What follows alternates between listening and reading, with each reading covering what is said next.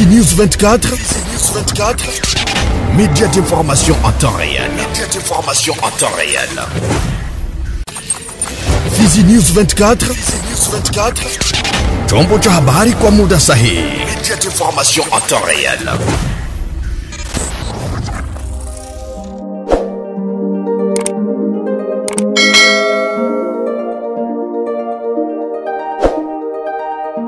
Mpenzi mtazamaji wa Kivulio 24 ya mjambo, popote ulipo hatuna budi kukutakia mwanzo mema wa juma, tukiwa tarehe 23 Juni 2025, tunakutangazia toka Jamhuri ya Kidemokrasia ya Kongo, mashariki mwake jimboni Kivu Kusini.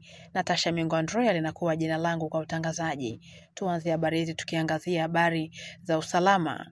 Kwa mujibu wa vyanzo vyetu, wazalendo wa kundi la SNPSS lenye makao yake katika sekta ya Tanganyika wanamtaka mkuu wa sekta ya Tanganyika Bwana Gedeon Obakano Msamba Mtembya kujiuzulu mara moja na bila masharti. Utawala wake mbaya mkuu huyo wa sekta hiyo ndiyo sababu kuu ya milio ya risasi kuanzia usiku wa Jumapili Juni 22 mwaka 2025 kuamkia 2025 ikiwa Juni 23 Jumatatu. Haya ni baadhi ya malalamiko. 1. Kudharau vuguvugu la SNPSS, kundi lenye silaha na makamanda Asopa na Yakutumba. 2. Ushirikiano na adui AFC M23. 3. Ufujaji wa fedha za vita ambazo kaya katika sekta ya Tanganyika hukuchangia kila mwezi. 4. Kudai kurejeshwa kwa vipengele vya FARDC hasa kitengo cha Sheta kwenye eneo hilo. 5. Ubadhirifu wa bahasha kiasi cha fedha kilichotolewa na shirika lisilo la serikali la Acted lililokusudiwa kwa wajumbe wa baraza la usalama la eneo hilo wakiwemo wazalendo. Angalizo, wazalendo walimpa muda wa saa 3 kuwasilisha barua yake ya kujiuzulu, ikishindikana ni mbaya zaidi. Tathmini ya muda. Watu wawili walikamatwa katika hoteli ya Simbi na kisha kuachiliwa Jumatatu asubuhi. 2. Pikipiki 3 zilichukuliwa kunako Simbi hoteli na 3 laptope ya katibu tawala na stepu ya kikundi cha Babungwe Kaskazini vilichukuliwa. 4. Vitu vingi vyenye thamani vilichukuliwa kama vile karatasi, simu na kadhalika. Lakini 5, hakuna aliyepoteza maisha.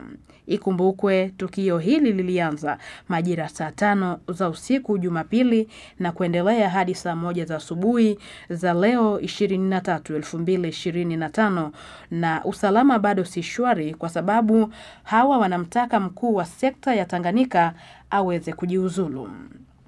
Vuguvugu jipya la vyama vya kirahia la Mudusa linatetea usaidizi wa watu waliohamishwa kivita katika eneo hilo la Kabare.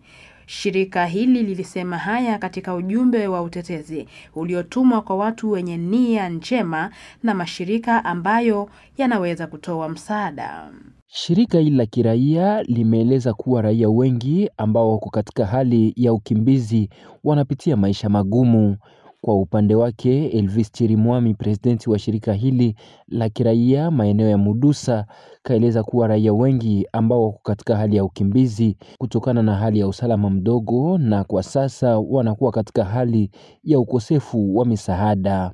Shirika nyipya la kiraia la Mudusa linashukuru kanisa zimoja ambazo zinakuwa zikijihusisha kwa kusaidia wakimbizi wa vita katika kijiji cha Buhozi. Elvis Chirimwami anatoa wito kwa miungano mbalimbali kujihusisha na hali ya wakimbizi hawa ambao wanakuwa katika hali ya ukosefu wa chakula. Habari tu za kijamii. Katika juhudi za kuwatuliza na kuwafariji wagonjwa, wasanii wachanga wa kikundi cha Yalta walishiriki ushirika na wagonjwa wa hospitali ya Nyantende katika eneo la Kabare wiki iliyopita. Hii ilikuwa ni sehemu ya shughuli zao katika kusherehekea sikukuu ya wakimbizi duniani. Wakiguswa na mateso na hali ngumu wanaoishi wagonjwa wanaolazwa katika hospitali ya Nyantende eneo la Kabare, vijana wanamuziki, washairi wa slam, wacheza densi, wachoraji, wapiga ngoma na wasanii wengine walihamasishwa kuonyesha mshikamano na wanaume, wanawake, pia watoto waliolazwa hospitalini katika kituo hiki cha matibabu katika eneo la Kabare. Katika mifuko zao, wasanii hawa walileta vyakula na vitu visivyo vyakula kwa wagonjwa ili kupunguza mateso yao. Hii ni fursa kwa wanachama wa shirika la Yalta, Chikuru na Chito Chirimwami kutoa wito kwa mamlaka na watu wenye mapenzi mema kuwasaidia wagonjwa hawa wanaopitia nyakati ngumu katika kipindi hiki. Kama ukumbusho, Yalta ni mpango wa wanamuziki wachanga, wachoraji na wasanii wengine wanaofanya kazi kwa mshikamano na kukuza ustawi wa watu walio katika matatizo. Shirika hili lina mipango kadhaa ya kusaidia watu walio hatarini katika majimbo ya Kivu Kaskazini na Kusini. Elimu. Zaidi ya wanafunzi 500 huko Kabare wamenufaika na malipo ya karo ama prime kwa lugha ya Kifaransa. Tangu mwanzo wa mwaka wa shule, mpango huu unalenga kuwezesha mapatikano ya elimu kwa watoto katika eneo hilo la jimbo la Kivu ya Kusini. Jumla ya wanafunzi 532 kutoka shule kadhaa za sekondari ikiwa ni pamoja na taasisi ya Kamole, shule ya sekondari ya Chanya, taasisi ya Espoir, taasisi ya Bushira, taasisi ya Kagenge, taasisi ya Shanga na taasisi ya Bwirembe walinufaika na mpango huu.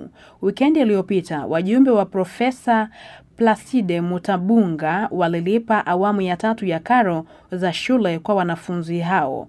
Kulingana na Akila Tawakuderwa, mwakilishi wa Fondation, usaidizi huu unachangia kikamilifu kusaidia elimu katika tarafa la Kabare.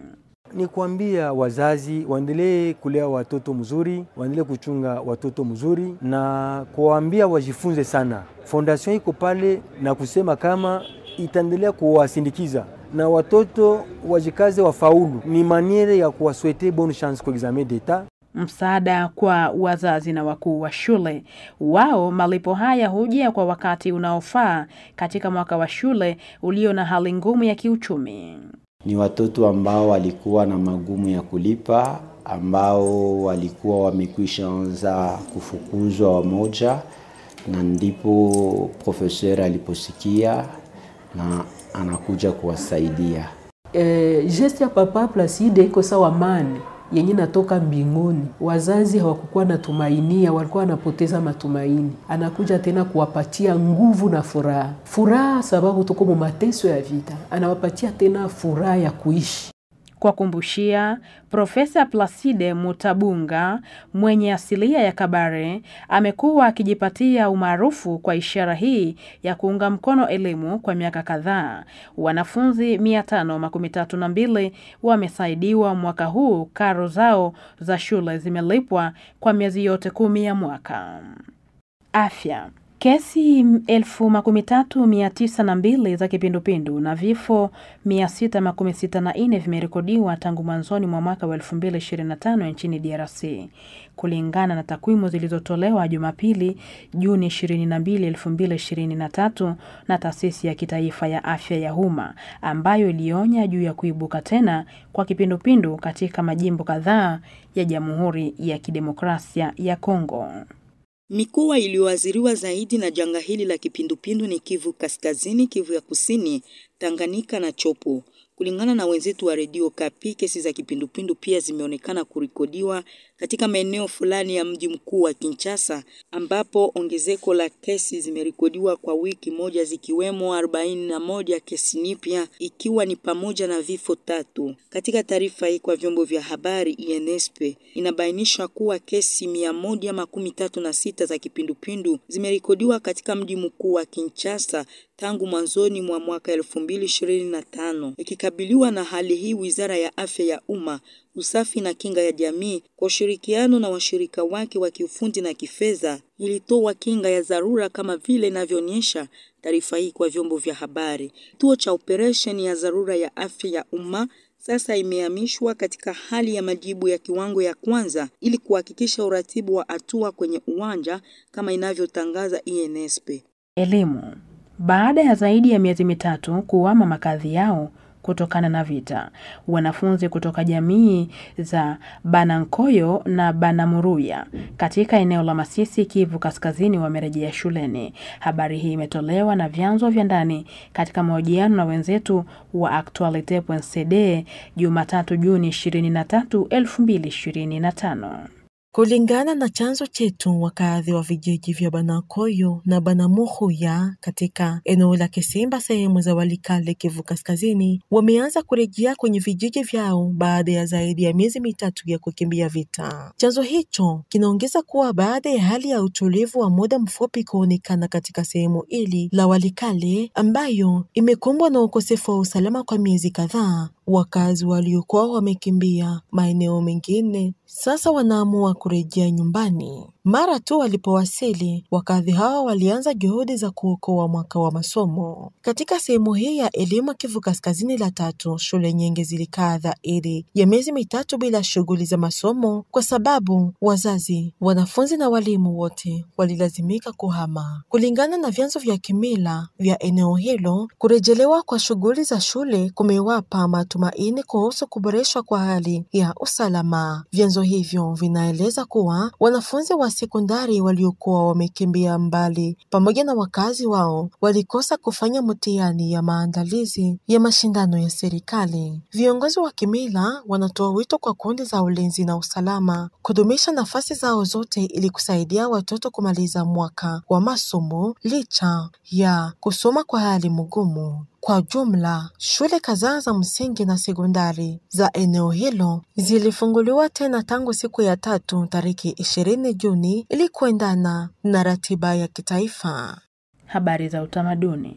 Mchekeshaji Irene Ziruka anawashukuru watazamaji wa Bukavu kwa usaidizi na upendo wanaoonyesha wakati wa kuonekana kwake kwenye fainali ya shindano la My First Montre in Africa. Baye hili lilikuwa njia ya kufikisha ujumbe wa amani na faraja kwa watu walio Kivu Kaskazini na Kusini wa anga wa vita. Kufikia hili, Irene Ziruka anamtangaza kurejea Bukavu ili kuendelea na ziara yake inayolenga kuponya majeraha ya ndani kupitia vichekesho. Amezungumza hayo katika dondo tulilokusanya. Certes, sikurudisha coupe, kunyumba sikurudisha coupe Mukongo, mais expérience na bagage artistique yenye nilijiconstruire ndio itanipermettre kuvoler de mes propres ailes na kudéclencher ascension ya carrière yangu. C'est-à-dire pour moi, kuganye coupe haikukuwa vraiment priorité, bien qu'ingekuwa bien, mais expérience yenye niliacquérir na benzetu, expérience yenye niliacquérir mu métier ndio ilikuwa ndio ya maana sana, na suite ndio yenye itatuonesha si c'était vraiment nécessaire. Un message yemi nezambia public ya Bukavu plus particulièrement ni message ya remerciement qu'on dès le début, depuis ma sélection, walikuwa na mie bakuniachililia. Malgré gisi finale naisha, j'ai pas remporté la coupe, mais ma encouragement na soutien inaendelea. Donc on est ensemble, tugaliki pamoja. Na mie j'ai le devoir de ne pas vous décevoir. Kuendelea na porter haut les couleurs du drapeau de la RDC. Concernant ensuite, il y a mon programme, tunaendelea na kutumika comme toujours à répandre les rires. Na programme yenye tuko nayo prochainement ni tournée locale yangu ya spectacle si je ne l'étais pas yenye tulikuwa tusha deja annoncé. Punde kidogo, habari za soka na matamatisho. Na michezo. Kamati ya uhalalishi Konoro ya shirikisho la soka la Kongo FEKOFA imeahidi kupana malipizi makali dhidi ya timu yoyote itakayojihusisha na vitendo vya unyanyasaji na vurugu katika viwanja nchini DRC.